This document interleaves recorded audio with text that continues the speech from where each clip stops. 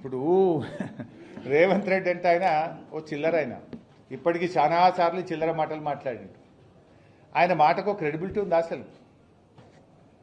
4 పార్టీలు మారినోడు, రోజుకు 4 అబద్ధాలు మాట్లాడేటోడు, 400 అబద్ధపు హామీలు ఇచ్చి అడ్డదారిలో అధికారం ఎక్కినోడు, 15 ఆగస్టు కల్లా రుణమాఫీ చేస్తాని దేవుని మీద ఒట్టుబెట్టి మాట తప్పినోడు, సిద్దిపేటకు వచ్చి ఆయిల్ పంప్ ఫ్యాక్టరీ ఇనాగ్రేషన్ సందర్భంగా 45 రోజుల్లో 9,000 కోట్లు రైతుల అకౌంట్లలో రైతు బంధు డబ్బులేస్తా అని మాట తప్పిన ఈ రేవంత్ రెడ్డి మాటలకు విలువ ఉన్నదా?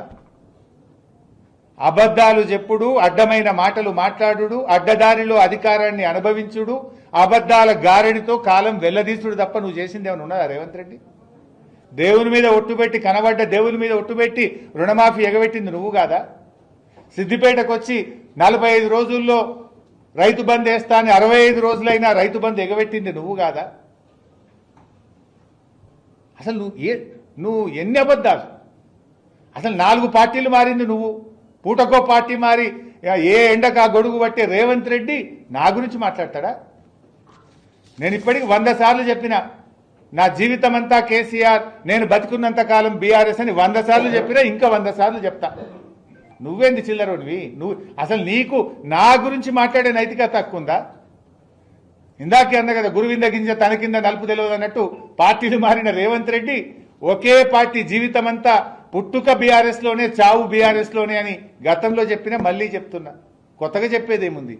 నువ్వు పుటకో పార్టీ మారుతావు, ఇవాళ కూడా కాంగ్రెస్లో ఉన్నావు, మోడీ గారి పాట పాడుతున్నావు, బీజేపీ పాట పాడుతున్నావు. నువ్వు రేపేడుంటావో తెలియని నువ్వు నా గురించి మాట్లాడి.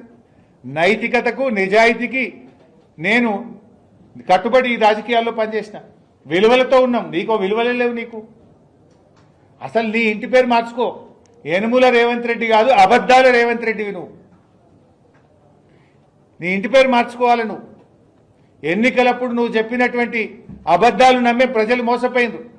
ఇవాళ ముఖ్యమంత్రి కుర్చీలో కూర్చొని కూడా అబద్ధాలే మాట్లాడుతున్నావు నువ్వు. ఒకవైపు జియో రెన్యూవబుల్ ఎనర్జీ అంటావు, ఇంకోవైపు 24 గంటల ఉచిత కరెంట్ ఇస్తా అంటావు. ఎక్కడికెళ్ళి ఇస్తావు? రెన్యూవబుల్ ఎనర్జీ అంటేనే నీకు నీ ఆర్పీడీసీఎల్కు ఎండ కొడితే కరెంట్ వస్తుంది, ఎండ పోతే కరెంట్ పోతుంది. ఇక దానికి 24 గంటల కరెంట్ ఎక్కడికెళ్ళి ఇస్తావు? పచ్చి అబద్ధాలు మాట్లాడుతావు రేవంత్ రెడ్డి. చిల్లర